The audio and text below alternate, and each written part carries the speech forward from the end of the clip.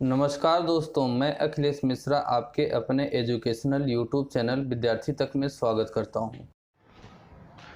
जय हिंद साथियों, कैसे हैं आप सभी। मैं अखिलेश मिश्रा एक बार फिर से आप सभी साथियों का आपके अपने यूट्यूब चैनल विद्यार्थी तक पे हार्दिक स्वागत करता हूं। साथियों, ये डेली हम लोगों की करंट अफेयर की क्लास हुआ करती है, जो कि किसी भी कम्पिटिटिव एग्जाम में 3 से 4 क्वेश्चन करंट अफेयर के पूछे जाते हैं। सभी एग्जामों के करंट अफेयर को एनालिसिस करने के बाद साथियों ये देखा गया, समझा गया कि कौन से एग्ज़ाम में किस तरह के करंट अफेयर आजकल पूछे जाने का ट्रेंड चला हुआ है। तो उसी तरीके के साथियों क्वेश्चनों को सेलेक्ट किया जाता है। सेलेक्ट करने के बाद आप तक पहुंचाए जाने की काम किया जाता है। मोस्ट इंपॉर्टेंट करंट अफेयर यहाँ दिए जाते हैं, जिसके साथियों 100% चांस रहते हैं कि किसी न किसी परीक्षा में आना मस्ट है।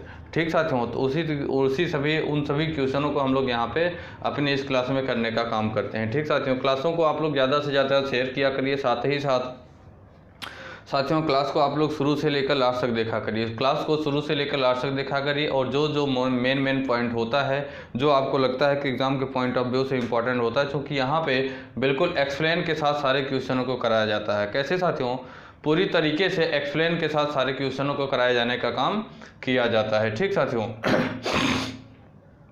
तो साथियों आज की सबसे पहली जानकारी है करंट अफेयर के क्वेश्चन में। अगर हम बात करें तो आज की साथियों सबसे पहली जानकारी है, क्या है कि जो बाइडेन, अमेरिका के जो अभी निर्वाचित राष्ट्रपति हुए हैं साथियों, जो बाइडेन और कमला हैरिस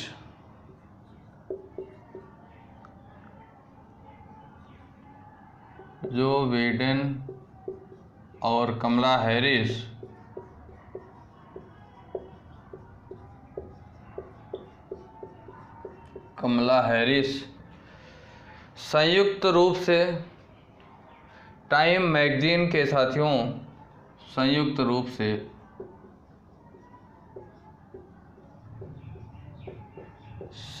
रूप से टाइम मैगजीन के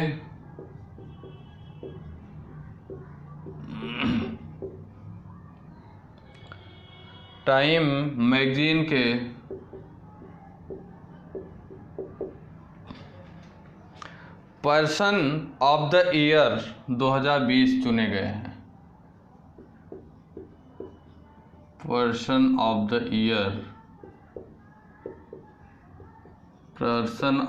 ईयर 2020 चुने गए।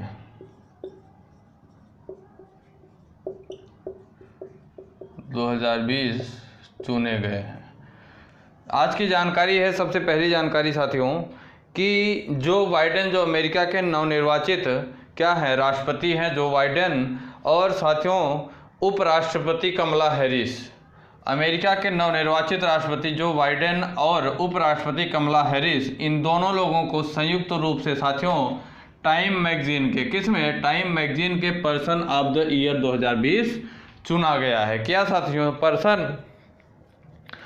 पर्सन ऑफ द ईयर 2020 चुने जाने का काम किया गया है। ठीक साथियों, और अगर बात करें साथियों तो टाइम मैगजीन 1927 से वार्षिक रूप से कैलेंडर वर्ष के दौरान ऐसे व्यक्ति या संगठन को पहचानने के लिए सूची जारी करता है जो बेहतर या बदतर तरीके से समाचार अथवा देश और दुनिया को सबसे अधिक प्रभावित करता है। यह मैगजीन साथियों 1927 से, टाइम मैगजीन जो है कौन सी साथियों, टाइम मैगजीन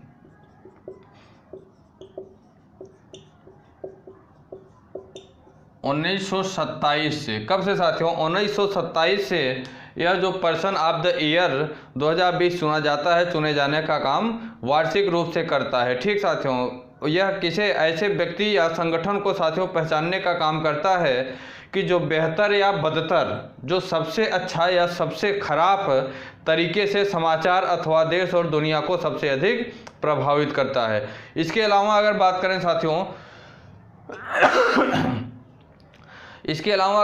साथियों तो टाइम पत्रिका ने कोरियाई पॉप ग्रुप BTS को अपना एंटरटेनर ऑफ द ईयर और बास्केट स्टार लेब्रॉन जेम्स को एथलीट ऑफ द ईयर भी चुना है। इसके अलावा अगर जानकारी की बात करें साथियों तो जो टाइम पत्रिका है, टाइम पत्रिका ने कोरियाई पॉप ग्रुप, कोरियाई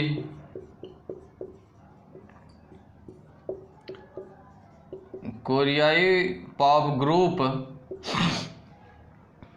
BTS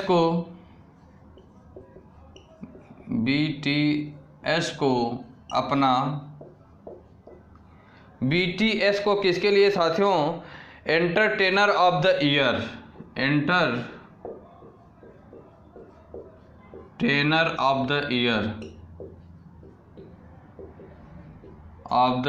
चुना गया है।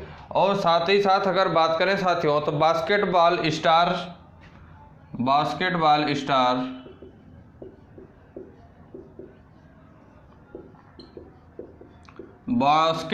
स्टार जिसका नाम है साथियों LeBron James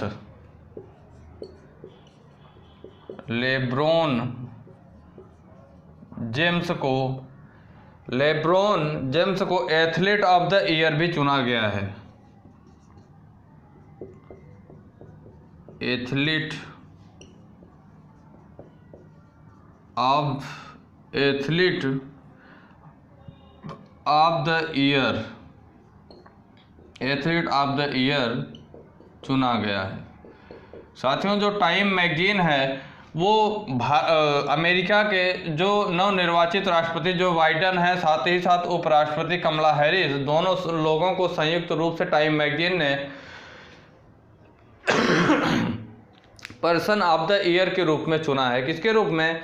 person of the year के रूप में चुना है। साथ ही साथ साथियों जो टाइम मैगजीन है यह मैगजीन साथियों कोरियाई पॉप ग्रुप BTS है, कोरिया का साथियों पॉप ग्रुप है जिसका नाम BTS है, को अपना क्या एंटरटेनर ऑफ द ईयर चुना है। साथ ही साथ बास्केटबॉल स्टार है साथियों लेब्रॉन जेम्स, क्या नाम है? लेब्रॉन जेम्स को एथलीट ऑफ द ईयर के रूप में भी चुने जाने का काम किया है। साथियों जूम ऐप जो है, जूम के संस्थापक एरिक युआन को business person of the year भी चुना है। जो टाइम मैगजीन है साथियों जूम ऐप के संस्थापक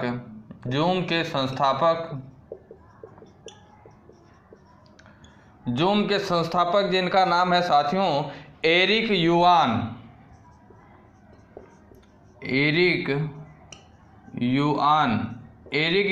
को क्या चुना है साथियों?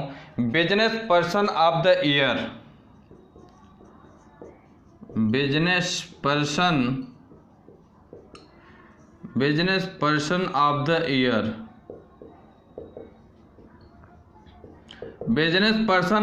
ईयर चुना है।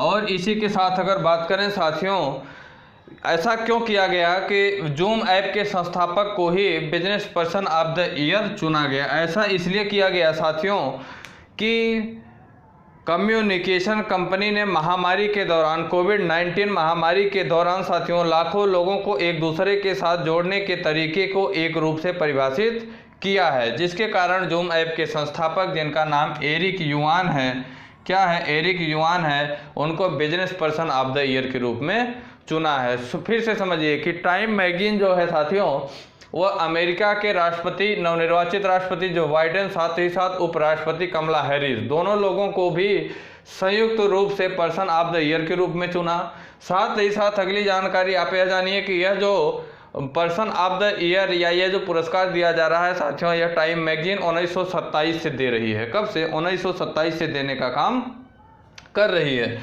अगली जानकारी है आप जानिए कि कोरिया का साथियों एक ग्रुप है जिसका नाम है पॉप ग्रुप जो BTS है साथियों। इसको साथियों जो ये है टाइम मैगजीन है ये अपना एंटरटेनर ऑफ द ईयर के रूप में चुना। साथ ही साथ बास्केटबॉल स्टार हैं लेब्रॉन जेम्स, कौन है? लेब्रॉन जेम्स को एथलीट ऑफ द ईयर के रूप में चुना है। अगली जानकारी साथियों जूम ऐप के जो संस्थापक हैं, किसके? जूम के संस्थापक जिनका नाम एरिक युआन है, क्या है? एरिक युआन है। इनको साथियों टाइम मैगजीन ने business person of the year के रूप में चुना है, business person of the year के रूप में चुने जाने का काम किया है। ठीक साथियों अगली जानकारी की बात करें साथियों तो जो एशियाई विकास बैंक है अर्थात एशियाई डेवलपमेंट बैंक ने विकासशील देशों के लिए $9 बिलियन की APVAX पहल का शुभारंभ किया है? समझिए कि एशियाई डेवलपमेंट बैंक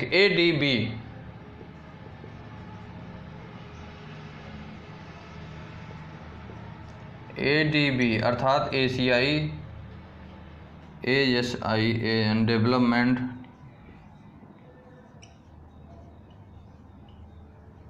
एशियाई डेवलपमेंट बैंक ने विकासशील देशों के लिए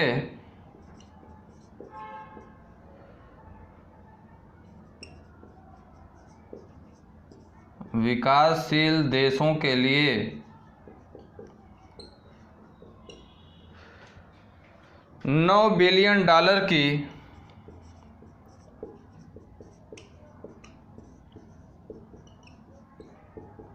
क्या चुना है साथियों? APVAX, अभी बता रहा हूं ये क्या है, पहल का शुभारंभ किया है। पहल का शुभारंभ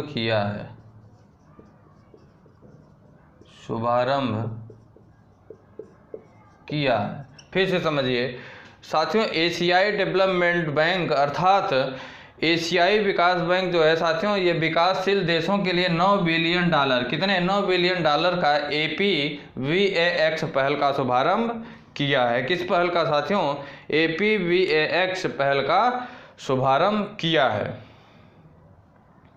अब APVAX के अगर फुल फॉर्म की बात करें साथियों, तो सबसे पहले ये जानना जरूरी है, APVAX इसका फुल फॉर्म होगा साथियों एशिया पैसिफिक वैक्सीन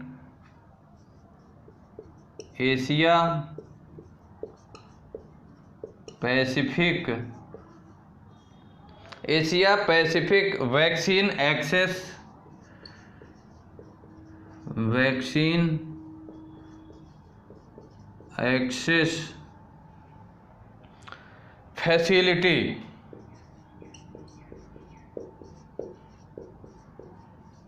फैसिलिटी। ठीक साथियों, क्या है? Asia Pacific vaccine access facility, ये साथियों क्या है? APVAX नामक पहल की शुरुआत किया है। ठीक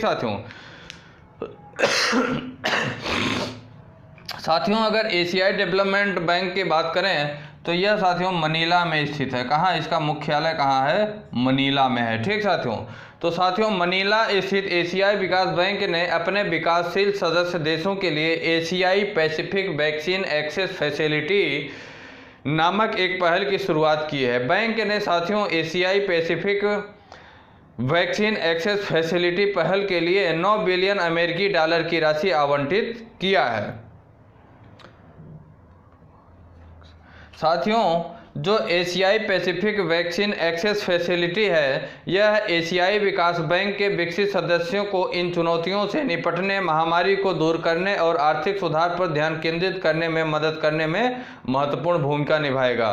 साथियों जो एशियाई पैसिफिक वैक्सीन एक्सेस फैसिलिटी है, इसके माध्यम से एशियाई विकास बैंक अपने विकसित सदस्यों को तेजी से न्यायसंगत समर्थन की पेशकश करेगा, जिन्हें टीके की खरीद के लिए वित्त पोषण की आवश्यकता है, और साथ ही कोविड-19 वैक्सीन को सुरक्षित, समान और कुशलता से प्रबंधित करने और वितरित करने में उचित योजना और जानकारी प्रदान करेगा। ठीक साथियों, यही क्या होगा, जो एशियाई विकास bank Asia Pacific vaccine access facility पहल शुरू किया गया है, इससे यही सभी क्या होंगे? लाभ होंगे। ठीक साथियों, अगली जानकारी है साथियों, आरबीएल बैंक और आईसीआईसीआई प्रूडेंशियल ने बैंक बीमा साझेदारी के लिए एक दूसरे से हाथ मिलाया है।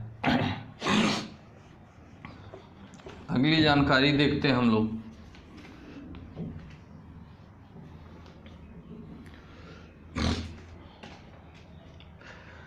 आरबीएल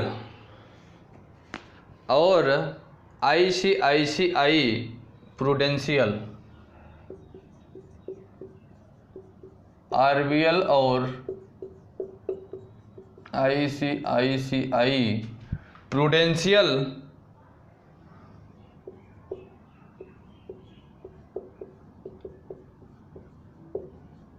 प्रूडेंशियल ने बैंक बीमा साझेदारी के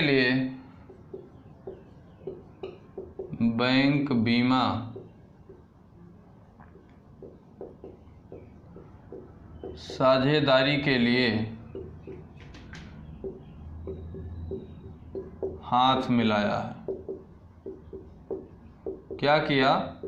हाथ मिलाया है। ठीक साथियों, जो आरबीएल है साथियों, आरबीएल और आईसीआईसीआई प्रूडेंशियल ने बैंक बीमा साझेदारी के लिए, किसके लिए? बैंक बीमा साझेदारी के लिए साथियों एक दूसरे से हाथ मिलाया है। ठीक साथियों, और अगर बात करें साथियों तो इसके तहत 28 राज्यों में फैली आरबीएल बैंक, कितने? 28 राज्यों में फैली आरबीएल बैंक 398 की शाखाएं आईसीआईसीआई प्रूडेंशियल लाइफ के सुरक्षा और बचत उत्पादों को बेचेगी।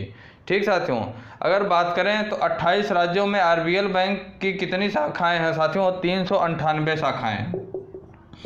आरबीएल की अगर बात करें साथियों तो 28 राज्यों में 398 शाखाएं हैं, ब्रांचेज हैं। 398 शाखाएं हैं साथियों, जो कि क्या बेचेंगी? आईसीआईसीआई प्रूडेंशियल लाइफ के सुरक्षा और बचत उत्पादों को बेचने का काम करेगी। साथियों, आईसीआईसीआई प्रूडेंशियल लाइफ के सुरक्षा उत्पाद बैंक के ग्राहकों को एक मजबूत वित्तीय योजना विकसित करने में मदद करेगी और इसके दीर्घकालिक बचत उत्पाद बैंक के ग्राहकों को अपने वित्तीय लक्ष्य प्राप्त करने में मदद करेगी। ठीक साथियों, अगली बात करें साथियों, अगर आरबीएल बैंक की बात करें साथियों, किसकी? तो आरबीएल बैंक लिमिटेड की अगर स्थापना की बात करें साथियों तो इसकी स्थापना 1943 में किया गया। आरबीएल बैंक की स्थापना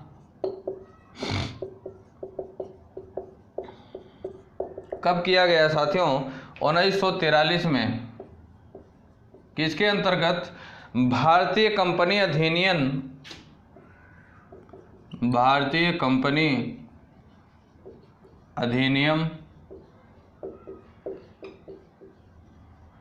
1913 के तहत जो आरबीएल की स्थापना हुई साथियों 1943 में, किसके अंतर्गत? भारतीय कंपनी अधिनियम 1913 के अंतर्गत आरबीएल की स्थापना की गई। साथियों, आरबीएल बैंक लिमिटेड के अगर एमडी और सीईओ की बात करें, किसकी?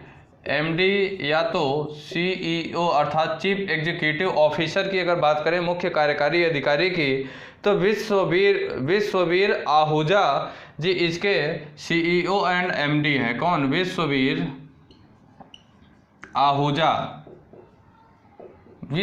आहूजा जी किसके? आरबीएल बैंक के एमडी एंड सीईओ हैं, चीफ एग्जीक्यूटिव ऑफिसर। ठीक साथियों, आरबीएल बैंक के अगर साथियों मुख्यालय की बात करें तो इसका मुख्यालय मुंबई में है। हेडक्वार्टर की बात करें साथियों तो इसका मुख्यालय कहाँ है? मुंबई अर्थात महाराष्ट्र में है साथियों। कहाँ है? मुंबई अर्थात महाराष्ट्र में इसका मुख्यालय है। साथियों, आरबीएल बैंक लिमिटेड की अगर टैगलाइन की बात करें तो इसका टैगलाइन है अपनों का बैंक। आरबीएल बैंक के अगर टैगलाइन की बात करें साथियों, हर प्रत्येक बैंक की टैगलाइन एक होती है ना, तो टैग लाइन की बात करें साथियों तो इसकी टैगलाइन क्या है? अपनों का बैंक। अपनों का बैंक। यूको बैंक का क्या है? भारत सरकार का उपक्रम। ठीक, भारत सरकार का उपक्रम। और अगर बात करें साथियों तो अगस्त 2014 में बैंक का नाम साथियों द रत्नाकर बैंक लिमिटेड से बदलकर आरबीएल बैंक लिमिटेड कर दिया गया था। इसका नाम साथियों अगर बात करें, इससे पहले अगर बात करें आरबीएल बैंक के नाम की साथियों, इससे पहले अगर आरबीएल बैंक के नाम की बात करें तो इससे पहले आरबीएल बैंक का नाम क्या था साथियों? आरबीएल बैंक का नाम 2014 से पहले क्या था? द रत्नाकर बैंक लिमिटेड था। The Ratnakar bank limited, the Ratnakar bank limited. 2014 से पहले आरबीएल बैंक का नाम क्या था साथियों? द रत्नाकर बैंक लिमिटेड हुआ करता था। साथियों अगर आईसीआईसीआई की बात करें, prudential Life insurance limited company का ऑपरेशंस अगर बात करें साथियों 2001 से किया जा रहा है। किसका? आईसीआईसीआई प्रूडेंशियल बैंक की बात करें साथियों, प्रूडेंशियल लाइफ इंश्योरेंस है साथियों की एक कंपनी है ICICI Prudential Life insurance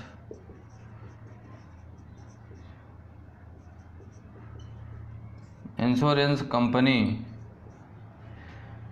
ICICI Prudential Life Insurance company के साथियों क्या बात करें, स्थापना की बात करें या तो ऑपरेशन की बात करें तो इसका ऑपरेशन 2001 से किया जा रहा है। और इसके साथियों इसका मुख्यालय भी कहाँ है? इसका भी मुख्यालय मुंबई अर्थात महाराष्ट्र में है, मुंबई महाराष्ट्र में है। और अगर बात करें साथियों तो इसके MD and CEO NS Kannan ji इसके क्या हैं? एमडी एंड सीईओ हैं। NM Kannan, MN Kannan ji ICICI Prudential Life Insurance company के क्या हैं? एमडी एंड सीईओ हैं। ठीक साथियों, अगली नई जानकारी की बात करें साथियों, अगली नई जानकारी है कि 5वां भारत जल प्रभाव शिखर सम्मेलन को आरंभ कर दिया गया है। जो साथियों क्या है, जल प्रभाव शिखर सम्मेलन, भारत जल प्रभाव शिखर सम्मेलन है, तो वो 5वां शिखर सम्मेलन साथियों आयोजन कर दिया गया है।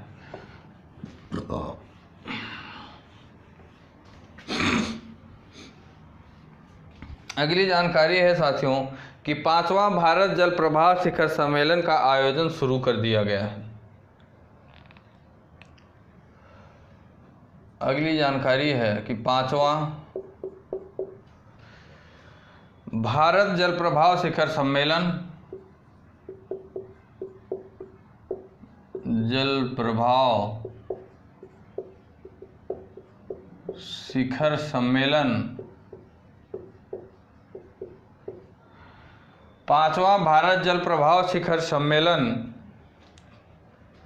का आयोजन आरंभ कर दिया गया है।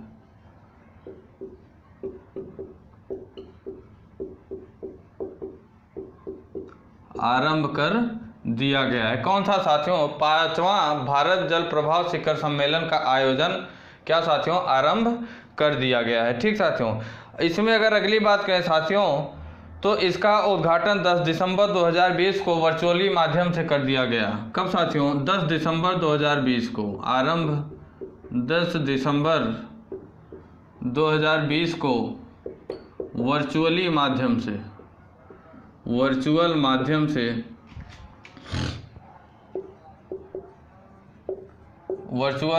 से किया गया। कौन सा साथियों? 5वां जो भारत जल प्रभाव शिखर सम्मेलन है, कब? 10 दिसंबर 2020 को वर्चुअल माध्यम से आयोजित किया गया। साथियों कार्यक्रम का उद्घाटन जल शक्ति राज्य मंत्री रतन लाल कटारिया जी ने किया। इस कार्यक्रम का साथियों अगर उद्घाटन की बात करें तो इसका उद्घाटन जल शक्ति राज्य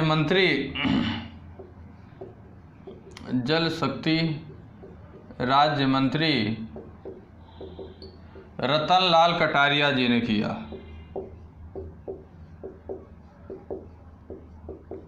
रतन लाल कटारिया जी ने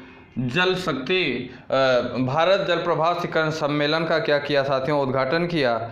इसमें अगर बात करें साथियों तो ये जो भारत जल प्रभाव शिखर सम्मेलन है, इसका साथियों उद्देश्य क्या है? स्थानीय नदियों और जल निकायों के व्यापक विश्लेषण तथा समग्र प्रबंधन इसका उद्देश्य है। ये साथियों जो भारत जल प्रभाव शिखर सम्मेलन 2020 आयोजित किया गया, इसका अगर उद्देश्य की बात करें साथियों तो इसका उद्देश्य है कि स्थानीय नदियों और जल निकायों के स्थानीय नदियों और जल निकायों को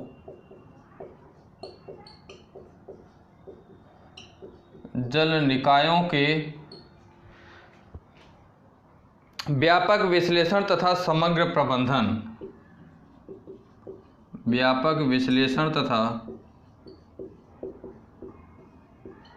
समग्र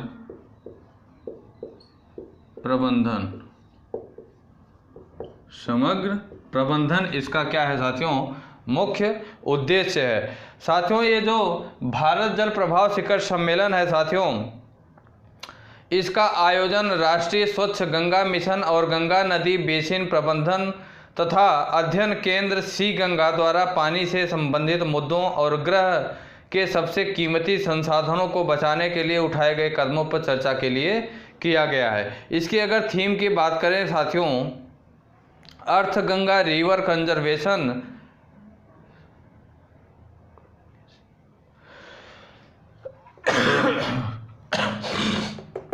भारत जल प्रभाव शिखर सम्मेलन जो 2020 है, इसके साथियों अगर थीम की बात करें, सब्जेक्ट की बात करें, तो इसका सब्जेक्ट क्या होगा, इसका सब्जेक्ट है अर्थ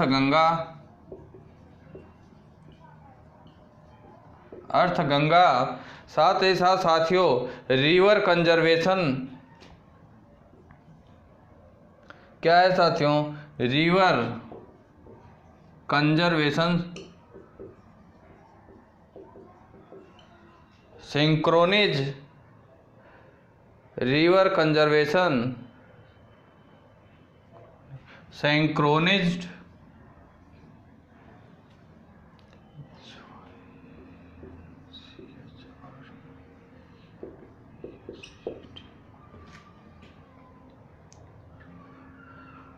डेवलपमेंट।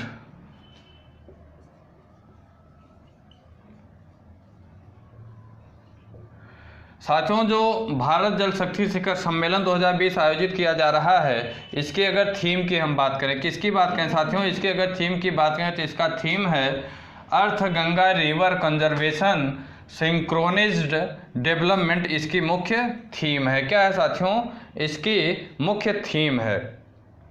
साथियों सम्मेलन में नदी के कायाकल्प और स्थानीय नदी का व्यापक विश्लेषण और समीक्षा होगी। इसके अंतर्गत साथ ही साथ इसमें अर्थ गंगा के बारे में विचार विमर्श भी किया जाएगा।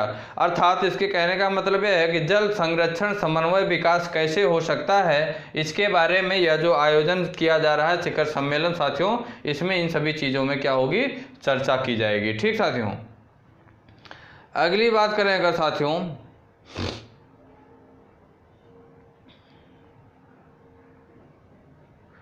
अगली बात करें साथियों तो हमारे भारत के प्रधानमंत्री मोदी ने वर्चुअली माध्यम से अंतर्राष्ट्रीय भारतीय महोत्सव 2020 को संबोधित किया। पीएम मोदी ने साथियों वो अंतर्राष्ट्रीय भारतीय महोत्सव 2020 को अंतर्राष्ट्रीय भारतीय महोत्सव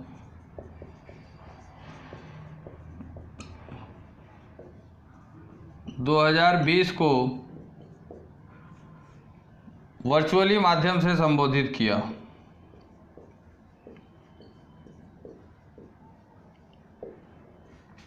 वर्चुअली माध्यम से संबोधित किया।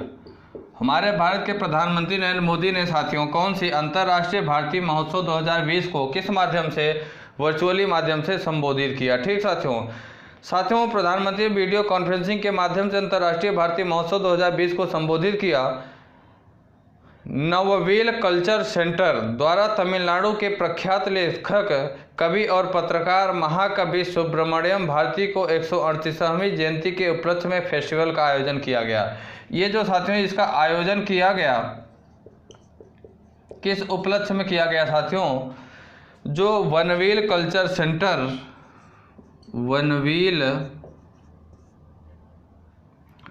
सेंटर वनवीर कल्चर सेंटर द्वारा तमिलनाडु के प्रख्यात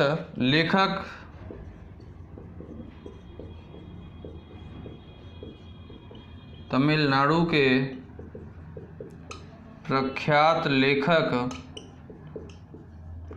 कवि और अगर बात करें साथियों तो पत्रकार जिनका नाम क्या है, महाकवि सुब्रमण्यम भारती। और पत्रकार महाकवि सुब्रमण्यम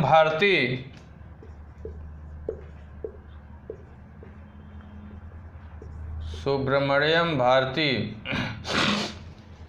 की 138वीं जयंती के उपलक्ष्य में 138वीं जयंती के उपलक्ष्य में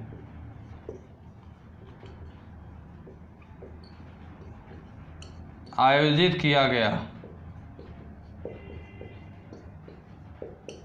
यह जो कार्यक्रम साथियों कौन सा अंतर्राष्ट्रीय भारतीय महोत्सव 2020 कार्यक्रम जो आयोजित किया गया साथियों, यह नवनील कल्चर सेंटर द्वारा जो तमिलनाडु के प्रख्यात लेखक हैं, कवि हैं, साथ ही साथ पत्रकार हैं, महाकवि जिनका नाम है सुब्रमण्यम भारती। क्या नाम है? सुब्रमण्यम भारती की 138वीं जयंती के अवसर पर, सुब्रमण्यम भारती की 138वीं जयंती के उपलक्ष्य में साथियों अंतर्राष्ट्रीय भारतीय महोत्सव 2020 का आयोजन किया गया। ठीक साथियों, और अगर बात करें तो साथ ही प्रधानमंत्री नरेंद्र मोदी ने प्रसिद्ध लेखक जिनका नाम है सेनी विश्वनाथन को 2020 भारतीय पुरस्कार से सम्मानित भी किया गया। इसी अवसर पर साथियों इसी अवसर पर प्रसिद्ध लेखक हैं साथियों जिनका क्या नाम है, सेनी विश्वनाथ को, प्रसिद्ध लेखक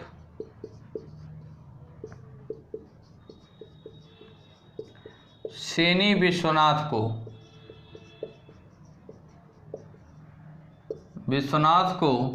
2020 का साथियों कौन सा भारतीय पुरस्कार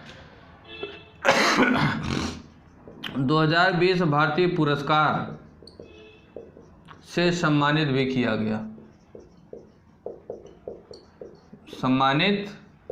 गया, ठीक साथियों। और अगर बात करें साथियों तो जिसे काला अनुक्रमित क्रम में भारती के उत्कृष्ट कार्यों को संकलित करने का श्रेय भी जाता है। इन्हीं को साथियों किसे काला अनुक्रमिक क्रम में भारती के उत्कृष्ट कार्यों को संकलित करने का भी श्रेय किसे जाता है? जो ये सोनी विश्वनाथन कवि हैं, प्रसिद्ध लेखक हैं, इन्हीं को जाता है। साथियों भारतीय पुरस्कार की बात करें तो 1994 से हर साल उन व्यक्तियों को सम्मानित किया जाता है जिन्होंने सामाजिक प्रासंगिकता के किसी भी क्षेत्र में प्रशंसनीय सेवा दी है। यह साथियों भारतीय पुरस्कार जो है कौन सा भारतीय पुरस्कार जो है साथियों, यह पुरस्कार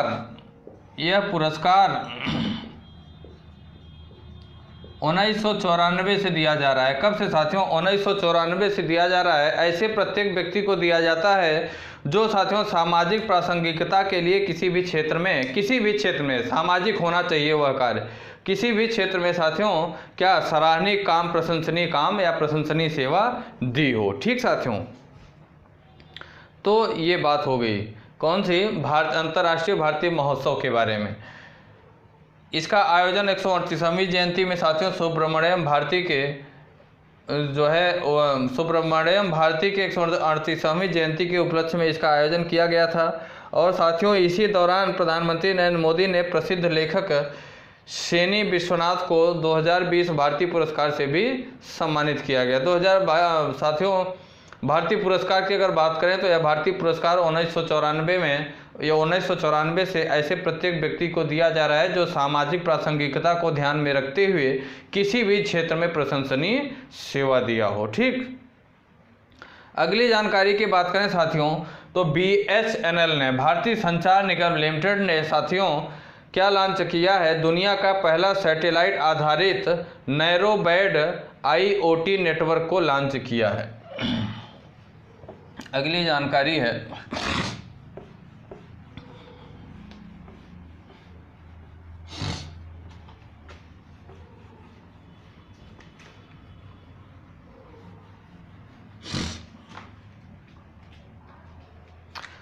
BSNL ने दुनिया का पहला BSNL भारत संचार निगम लिमिटेड ने दुनिया का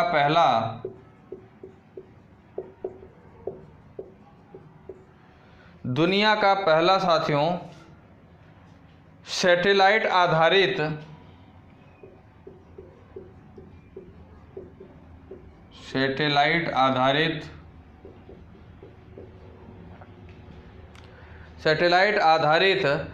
narrow band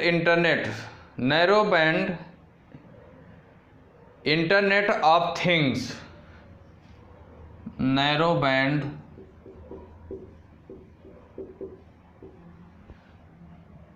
IoT network launch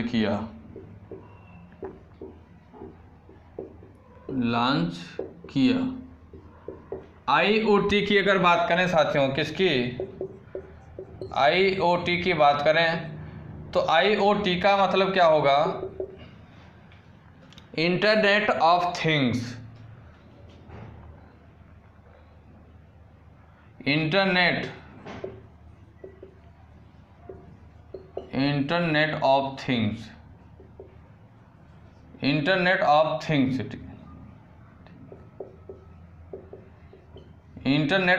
things. ठीक साथियों, भारतीय संचार निगम लिमिटेड BSNL ने साथियों सैटेलाइट आधारित narrow band internet of things को लॉन्च करने के लिए global machine connectivity solution company कौन सी है साथियों?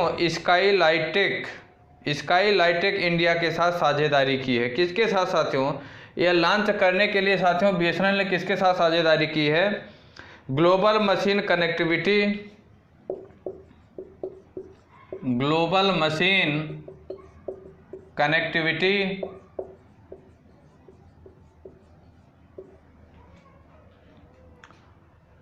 सलूस कंपनी।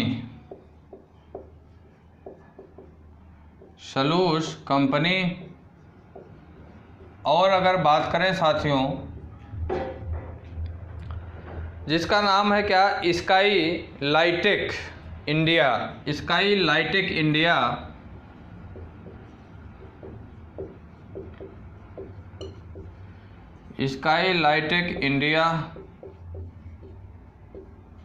के साथ साझेदारी की है।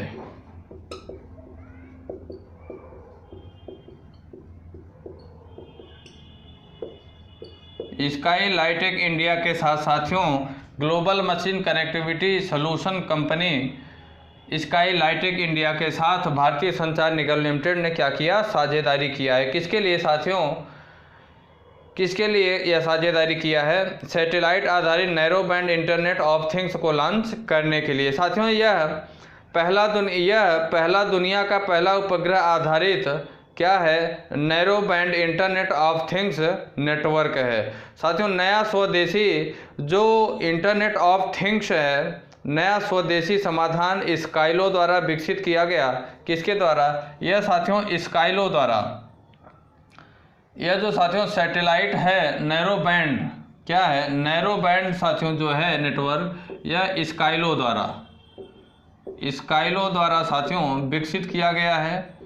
किसके द्वारा? स्काइलो द्वारा साथियों इसे विकसित किया गया है, जिसे साथियों अगर बात करें तो भारतीय समुद्रों सहित पैन इंडिया कवरेज प्रदान करने के लिए BSNL के उपग्रह आधारभूत संरचना से जोड़ा जाएगा। इसे शुरू किए जाने के बाद से समाधान मछुआरों, किसानों, निर्माण, खनन और रसद उद्योगों तक बढ़ाया जाएगा। साथियों यह समाधान भारत के प्रमुख क्षेत्रों में सस्ती और अभिनव दूरसंचार सेवाओं और उत्पादों को प्रदान करने के लिए प्रौद्योगिकी का लाभ उठाने के लिए BSNL के दृष्टिकोण के अनुरूप है। अगर साथियों हम यहीं BSNL की अगर बात कर रहे हैं तो BSNL के अगर हम BSNL के साथियों अध्यक्ष और अगर MD की बात करें, किसकी बात करें? MD की बात करें साथियों तो कौन है? प्रवीण कुमार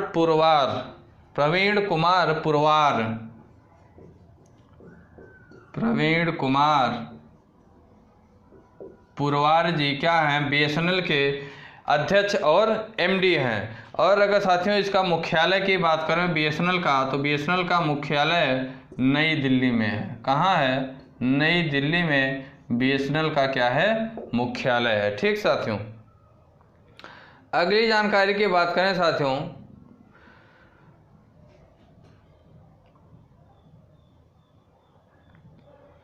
अगली जानकारी है साथियों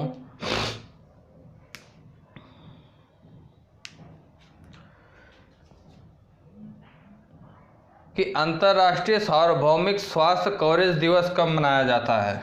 अगली जानकारी है, दिवस के बारे में भी कभी कभी पूछ लेता है एग्जामिनर।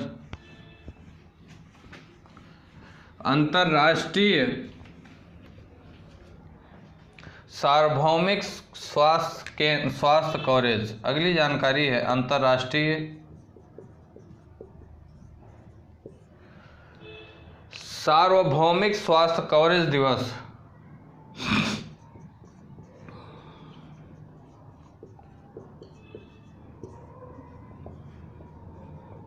स्वास्थ्य कवरेज दिवस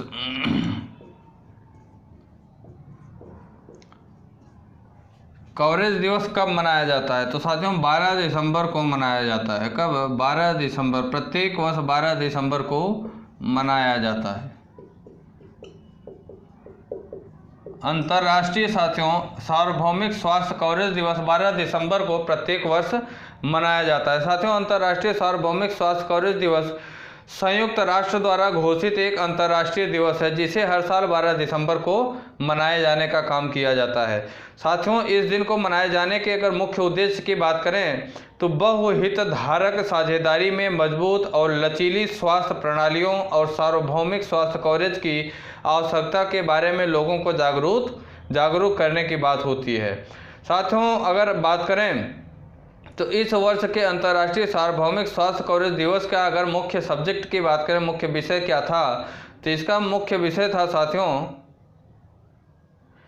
इसका मुख्य साथियों 2020 अंतर्राष्ट्रीय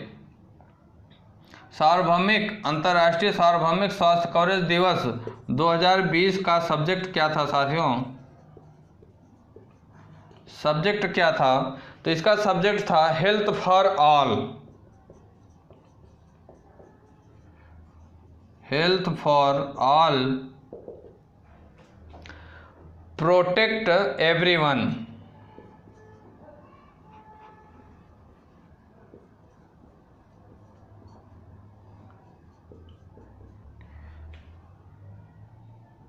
प्रोटेक्ट एवरीवन।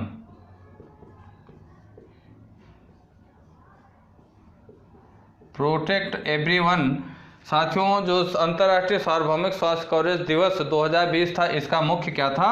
मुख्य सब्जेक्ट था health for all, protect everyone. इसका मुख्य क्या था साथियों? विषय था। यह विषय साथियों यह दर्शाता है कि कोविड-19 संकट को समाप्त करने और एक सुरक्षित और स्वस्थ भविष्य का निर्माण करने के लिए हमें उन स्वास्थ्य प्रणालियों में अभी निवेश करने की आवश्यकता है जो हमारी रक्षा कर सकते हैं। ठीक साथियों, अगली बात करें साथियों तो इटली के 1982 विश्व कप के हीरो पाओलो रासी का निधन हो गया। साथियों किसका निधन हुआ? इटली के 1982 विश्व कप के जो हीरो रहे हैं जिनका नाम है पाओलो रासी का निधन हो गया।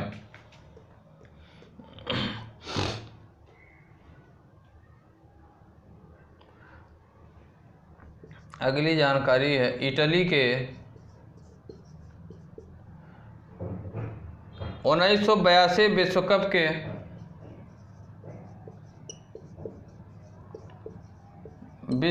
के हीरो रहे, विश्व कप के हीरो पाओलो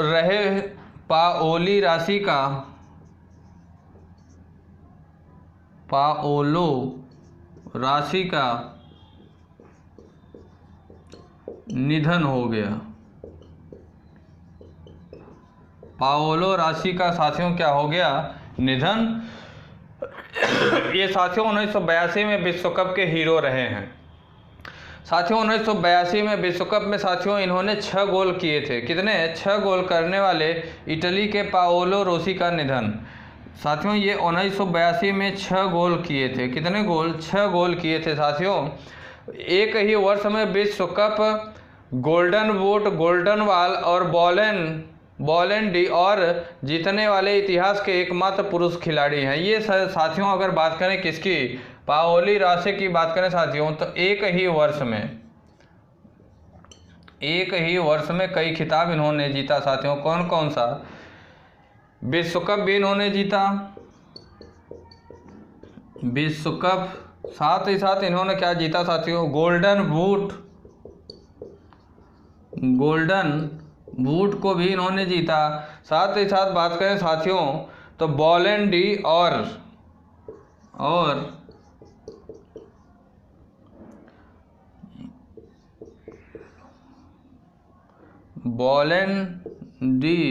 और को भी इन्होंने जीतने का काम किया। एक ही वर्ष में साथियों 3 पुरस्कार, कौन से, 3 कप जीते साथियों, विश्व कप जीते, गोल्डन बूट जीते, बॉलन डी और को भी इन्होंने जीतने का काम किया साथियों। 1982 में इटली की 1938 के बाद यह पहली जीत थी।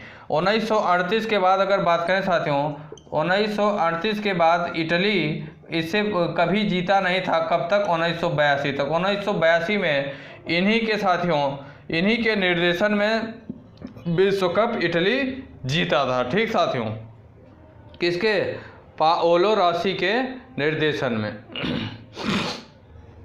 अगली बात करें साथियों तो लक्षद्वीप, ये तो मैं आपको बता चुका हूँ कि लक्षद्वीप 100% ऑर्गेनिक दर्जा प्राप्त करने वाला भारत बन गया है। अगली नई जानकारी की बात करें साथियों, किसकी, अगली नई जानकारी की हम बात करें तो अगली आपके लिए नई जानकारी है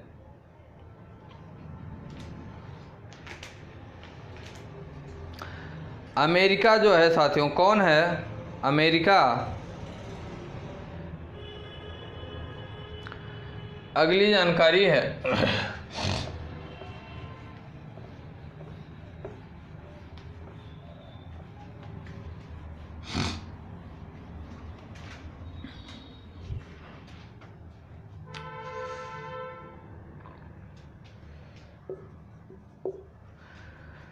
अमेरिका ने रूस से S-400 मिसाइल प्रणाली खरीदने हेतु किस देश के रक्षा उद्योगों और उसके अध्यक्ष समेत 3 अन्य अधिकारियों पर प्रतिबंध लगा दिया है। ठीक साथियों, देखिए हम बात करते हैं अमेरिका ने रूस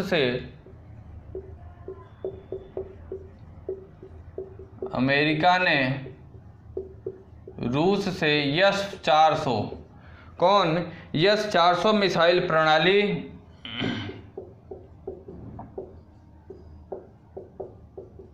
S-400 मिसाइल प्रणाली खरीदने के लिए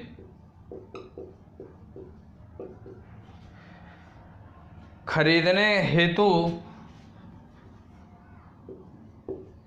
किस देश के लिए साथियों, तो तुर्की देश के लिए। किसे, तुर्की देश के लिए। किस देश के रक्षा उद्योगों और तुर्की देश के रक्षा उद्योगों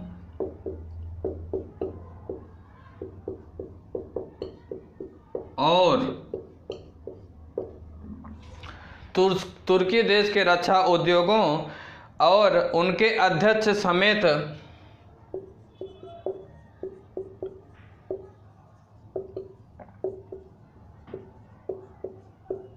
3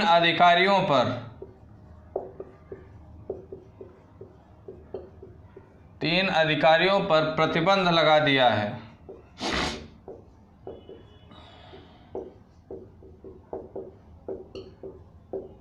अमेरिका क्या किया है साथियों, अमेरिका क्या किया है अमेरिका के रूस से जो S-400 मिसाइल है, कौन सी S-400 मिसाइल प्रणाली खरीदने हेतु किसके साथियों, तुर्की के रक्षा उद्योगों, किसके, तुर्की देश के साथियों रक्षा उद्योगों और उनके अध्यक्ष समेत 3 अन्य अधिकारियों पर क्या कर दिया है साथियों, अमेरिका ने प्रतिबंध लगा दिया है। साथियों, अमेरिका ने S-400 मिसाइल रक्षा प्रणाली खरीदने को लेकर तुर्की पर प्रतिबंध लगा दिया है। अमेरिका ने इसके साथ ही भारत समेत उन देशों को भी आगाह किया है, भारत के साथ साथ उन सभी देशों को आगाह किया है कि जो S-400 मिसाइल रक्षा प्रणाली खरीदने के इच्छुक हैं। अमेरिका ने रूस से S-400 मिसाइल प्रणाली खरीदने के लिए तुर्की के रक्षा उद्योगों और उसके अध्यक्ष समेत 3 अन्य अधिकारियों पर प्रतिबंध लगाया है।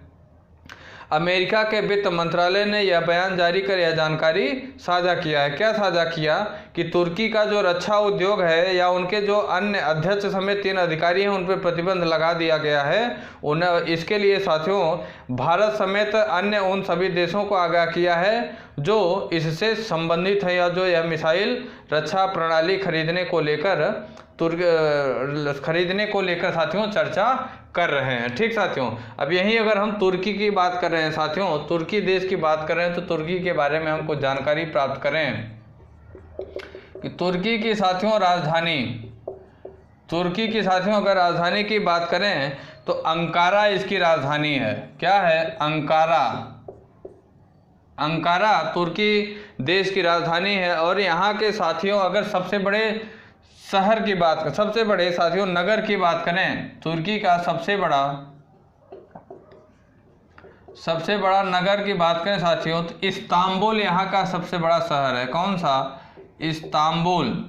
इस्तांबुल तुर्की का साथियों सबसे बड़ा क्या है? नगर है। अगर तुर्की के साथियों लैंग्वेज की बात करें अर्थात भाषा की बात करें तो यहाँ की भाषा कैसी है? टर्की भाषा है, अर्थात तुर्की यहाँ की क्या है? तुर्की यहाँ की भाषा है साथियों। और साथियों तुर्की के अगर राष्ट्रपति की बात करें तो रिसेप तय्यिप इर्दोगान। तुर्की के साथियों अगर राष्ट्रपति की बात करें तो इनके राष्ट्रपति का क्या नाम है? रिसेप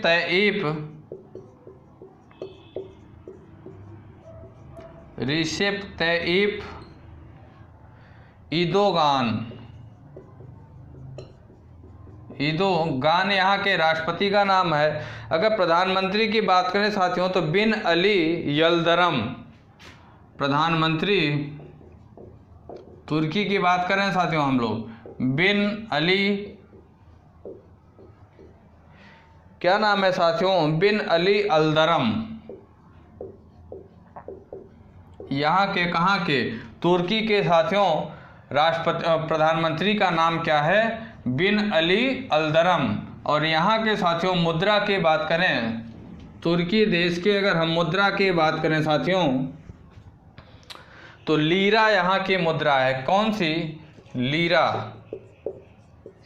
लीरा जो है साथियों क्या है? मुद्रा कहाँ की है? लीरा कहाँ की? तुर्की की मुद्रा है। ठीक साथियों, तुर्की की राजधानी अंकारा है। तुर्की के अगर सबसे बड़े नगर की बात करें साथियों तो इस्तांबुल यहाँ का सबसे बड़ा क्या है? नगर है। तुर्की की अगर भाषा की बात करें साथियों तो टर्कियन यहाँ की भाषा है, अर्थात तुर्की यहाँ की लैंग्वेज है। राष्ट्रपति की बात करें साथियों तो रिसेप तय्यिप इर्दोगान तुर्की के राष्ट्रपति हैं। और प्रधानमंत्री की बात करें तो बिन अली यल्दरम यहाँ के क्या हैं? प्रधानमंत्री हैं। और तुर्की की अगर साथियों मुद्रा की बात करें तो लीरा तुर्की की क्या है? तुर्की देश की लीरा क्या है? मुद्रा है। ठीक साथियों, अगली जानकारी की बात करें साथियों तो ऊर्जा संरक्षण दिवस किस दिन को मनाया जाता है? अगली नई जानकारी है कि ऊर्जा संरक्षण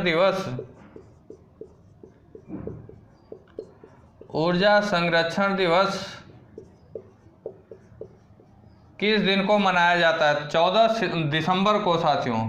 कब? 14 दिसंबर को ऊर्जा संरक्षण दिवस 14 दिसंबर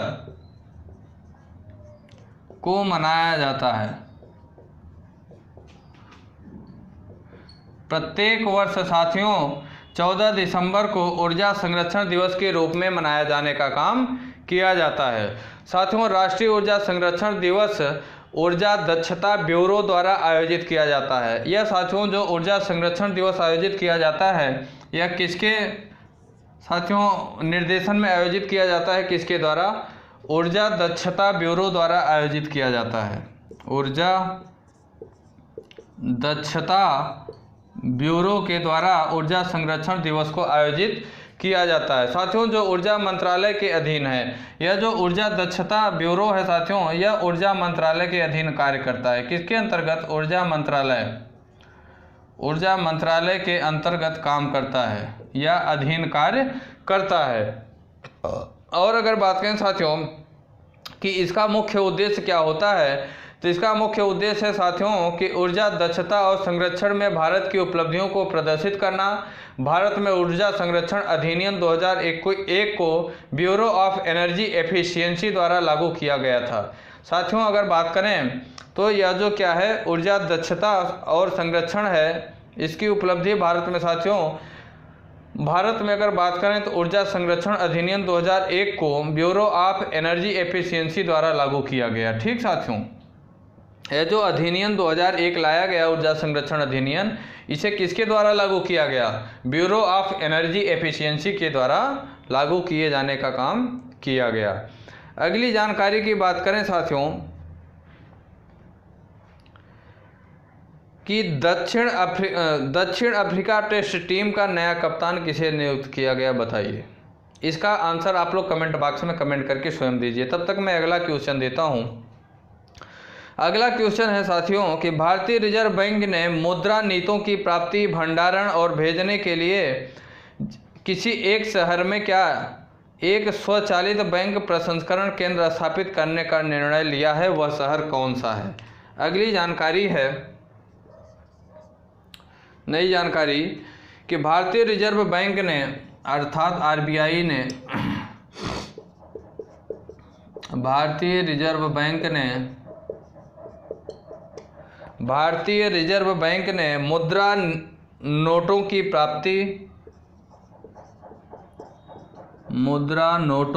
प्राप्ति, भंडारण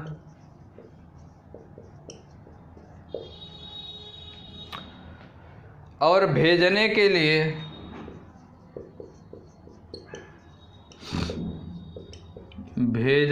लिए जिस शहर में एक स्वचालित बैंक प्रसंस्करण केंद्र स्थापित करने का निर्णय लिया है। तो कौन से शहर में साथियों? जयपुर शहर में एक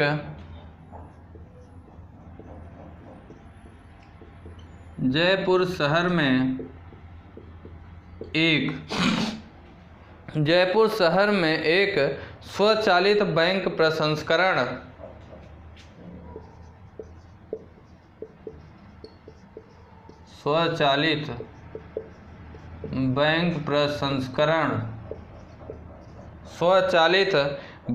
प्रसंस्करण केंद्र स्थापित करने का निर्णय लिया है।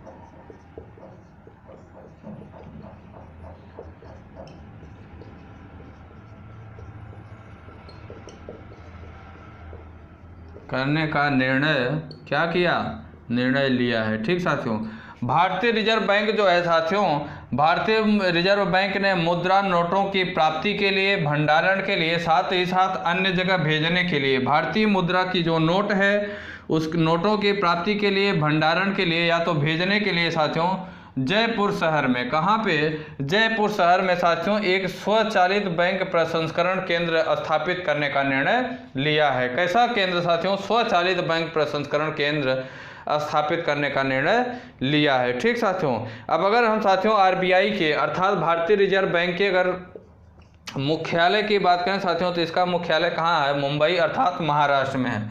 भारतीय रिजर्व बैंक का अर्थात आरबीआई का मुख्यालय कहाँ है साथियों? मुंबई महाराष्ट्र में है। मुंबई महाराष्ट्र में है। और अगर साथियों इसकी स्थापना की बात करें तो भारतीय रिजर्व बैंक की अगर स्थापना की बात करें साथियों, तो इसकी स्थापना कब की गई? 1 अप्रैल 1935 को की गई। 1 अप्रैल 1935 को भारतीय रिजर्व बैंक की स्थापना की गई। किसके अंतर्गत साथियों? भारतीय रिजर्व बैंक अधिनियम 1934 के अनुसार। किसके?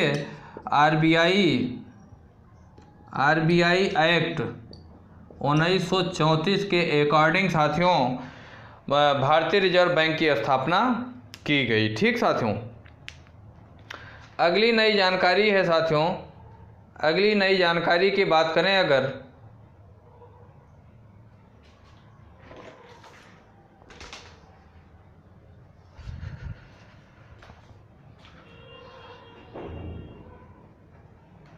अगली जानकारी है साथियों कि अभी हाल ही में वह कौन सा राज्य है जो कि सभी सरकारी मदरसों और संस्कृत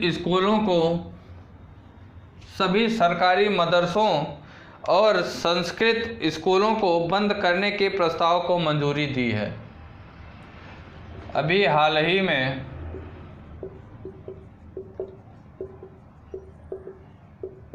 असम राज्य साथियों, कौन सा? असम राज्य ने सभी सरकारी मदरसों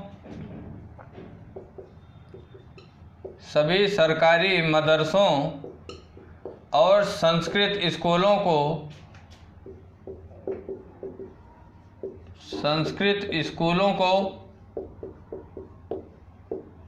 बंद करने के प्रस्ताव को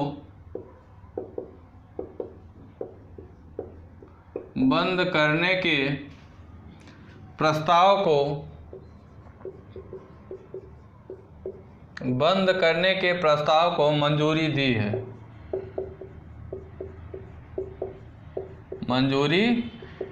साथियों, असम राज्य जो है वह अपने राज्य के सभी सरकारी मदरसों और सरकारी स्कूलों को साथियों संस्कृत स्कूलों को बंद करने के प्रस्ताव को मंजूरी दी है। असम कैबिनेट ने सभी सरकारी मदरसों और संस्कृत स्कूलों को बंद करने के प्रस्ताव को मंजूरी दी है और इस सिलसिले में राज्य विधानसभा के आगामी शीतकालीन सत्र में एक विधेयक पेश किया जाएगा।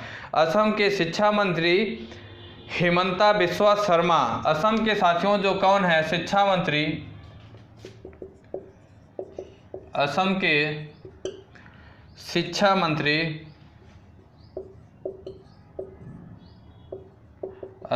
शिक्षा मंत्री क्या नाम है? हिमंता बिस्वा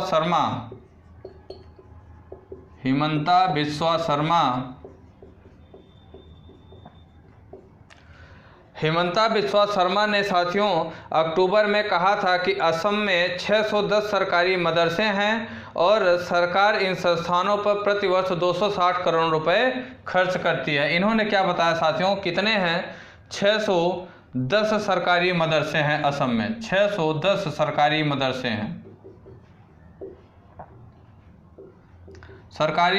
हैं जिनमें कुल कितने रुपए खर्च किया जाता है साथियों? 260 करोड़ रुपए खर्च किए जाने की बात कही गई। कितने? 260 करोड़ रुपए खर्च किया जाता है साथियों।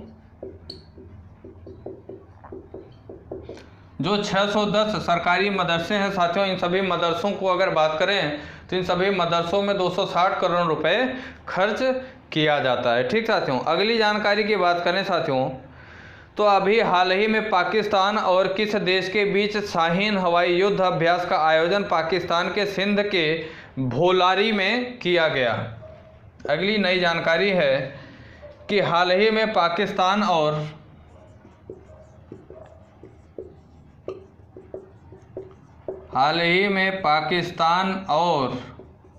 चीन के मध्य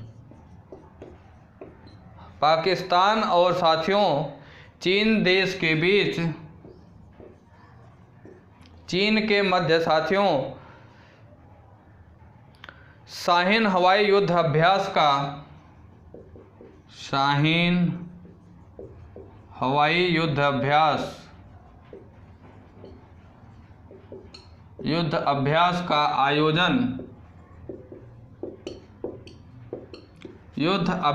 का साथियों क्या आयोजन पाकिस्तान के सिंध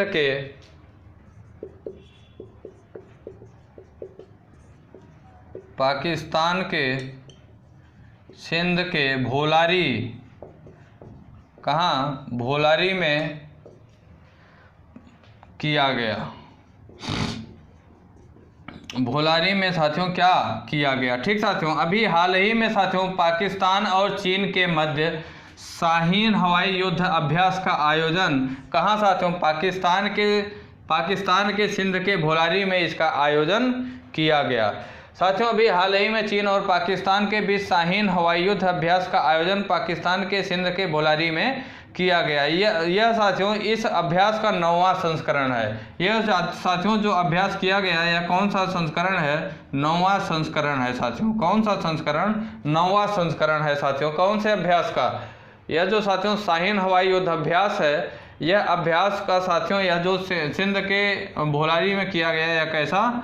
9वां संस्करण है। ठीक साथियों, कैसा?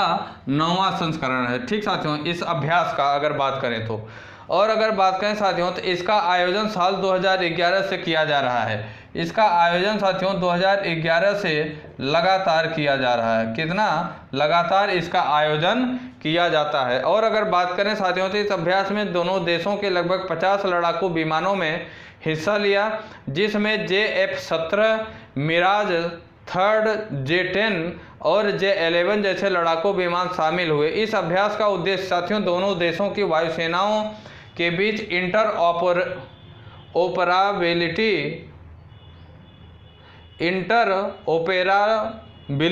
और रक्षा सहयोग को बढ़ावा देने का इसका मुख्य क्या है? उद्देश्य है। ठीक साथियों, अगली जानकारी की बात करें साथियों तो अगली नई जानकारी है कि अभी हाल ही में मोरक्को और इजराइल ने किस देश की मध्यस्थता में अपने संबंधों को सामान्य करने पर सहमति व्यक्त की है? कौन से साथियों? अभी हाल ही में मोरक्को और इजराइल ने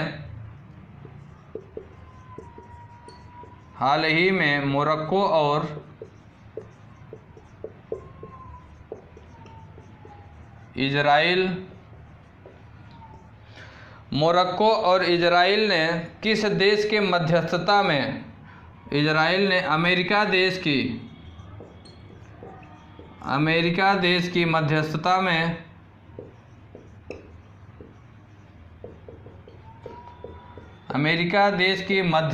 में साथियों अपने संबंधों को सामान्य करने पर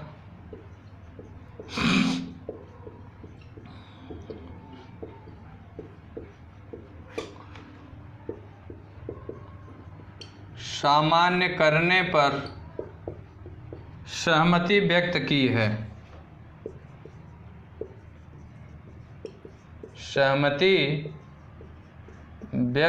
है। ठीक साथियों, अभी साथियों हाल ही में मोरक्को और इजराइल ने साथियों अमेरिका देश की मध्यस्थता में, कौन सी? अमेरिका देश की मध्यस्थता में अपने संबंधों को सामान्य करने, अर्थात मोरक्को और इजराइल ये दोनों देश आपसी संबंधों को साथियों मजबूत करने के लिए या सामान्य करने के लिए इसकी मध्यस्थता कौन किया साथियों?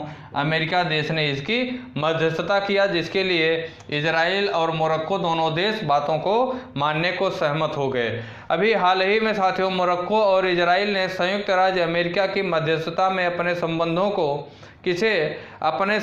को साथियों अगर बात करें तो सामान्य करने पर सहमति व्यक्त की है। संयुक्त अरब अमीरात, बहरीन और सूडान के बाद अगर बात करें साथियों तो मोरक्को चौथा अरब देश है जिसमें पिछले 4 महीनों से इजराइल के साथ शत्रुता को समाप्त करने पर शांति के लिए कदम बढ़ाया है। मोरक्को इजराइल के पर्यटकों के लिए साथियों मोरक्को से इजराइल और इजराइल से मोरक्को के लिए सीधी उड़ानों की सुविधा देना चाहता है। ऐसी बातें अभी हो रही हैं। ठीक साथियों, अगली नई जानकारी की बात करें साथियों तो अगली नई जानकारी है कि नीति आयोग ने अभी हाल ही में सार्वजनिक स्वास्थ्य निगरानी के लिए किस नाम से श्वेत पत्र जारी किया है? नई जानकारी है कि नीति आयोग ने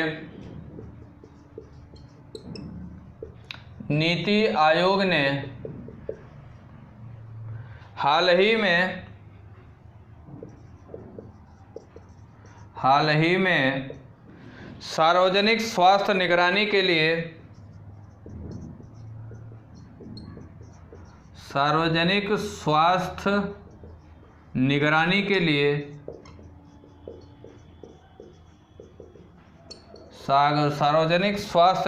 के लिए किस नाम से श्वेत पत्र जारी किया? तो साथियों विजन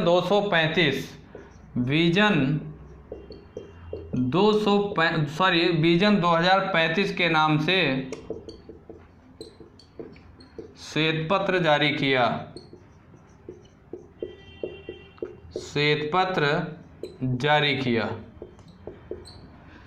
साथियों नीति आयोग जो है, कौन है? नीति आयोग ने साथियों, एक सेकेंड, नीति आयोग ने अभी हाल ही में साथियों सार्वजनिक स्वास्थ्य निगरानी के लिए, किसके लिए? सार्वजनिक स्वास्थ्य निगरानी के लिए विजन 2035 के नाम से एक श्वेत पत्र जारी किया है। साथियों इसमें अगर बात करें तो 3 स्तरीय सार्वजनिक स्वास्थ्य प्रणाली को आयुष्मान भारत के साथ समन्वित करके जन स्वास्थ्य निगरानी को लेकर भारत की परिकल्पना को प्रस्तुत किया गया है। इसमें साथियों देश भर में विशेषज्ञ सेवाओं और प्रयोगशालाओं को क्षमता बढ़ाने की बात भी कही गई है। भारत ने स्वास्थ्य संबंधी अंतर्राष्ट्रीय स्तर को आपात स्थिति से निपटने में क्षेत्रीय और वैश्विक नेतृत्व प्रदान करने का भी लक्ष्य रखा है। ठीक साथियों, तो ये आज के हमारे कुछ इंपॉर्टेंट करंट अफेयर थे साथियों, जिसे कि हम लोग करने का काम किए, जो कि किसी भी एक देशीय परीक्षाओं में पूछे जाने के 100% चांस रहते हैं साथियों। चाहे वो कोई भी एग्जाम हो, एसएससी हो, बैंक हो, रेलवे हो, यूपी पुलिस हो, यूपीएसआई हो, या तो फिर लोअर पीसीएस, पीसीएस, आईएएस, इस तरीके के जितने भी एग्ज़ाम होते हैं साथियों, सभी एक दिवसीय परीक्षाओं में, कौन सी? सभी एक दिवसीय परीक्षाओं में साथियों करंट अफेयर की अपनी एक महत्वपूर्ण भूमिका है। साथियों प्रत्येक एग्जाम में 3 से 4 क्वेश्चन पूछे जाते हैं। 3 से 4 क्वेश्चन हर हाल में पूछे जाने की 100% संभावना रहती है। क्लासों को आप लोग साथियों शुरू से लास्ट तक देखा करिए, साथ ही साथ क्लासों को आप लोग ज़्यादा से ज़्यादा शेयर किया करिए, जिससे कि अन्य विद्यार्थियों तक, आपका विद्यार्थी तक यूट्यूब चैनल पहुंचकर उनके भी करियर में अपनी कुछ भूमिका निभा सके। ठीक साथियों, बाकी आप लोग अपना रिवीजन बरकरार रखिए। ये सारे करंट अफेयर के जो क्वेश्चन है साथियों, आपका जो एनटीपीसी का एग्ज़ाम है और जो ग्रुप डी का एग्ज़ाम है, सभी एग्ज़ामों के लिए काफ़ी हेल्पफुल होगा, काफ़ी मदद करेगा साथियों। ठीक है, तो ठीक है फिर साथियों, क्लास को ओवर करते हैं। जय हिंद, जय भारत। दोस्तों अगर आप हमारे YouTube चैनल विद्यार्थी तक पे नए हैं तो लाइक करें, सब्सक्राइब करें और बेल आइकन को दबाना ना भूलें। धन्यवाद।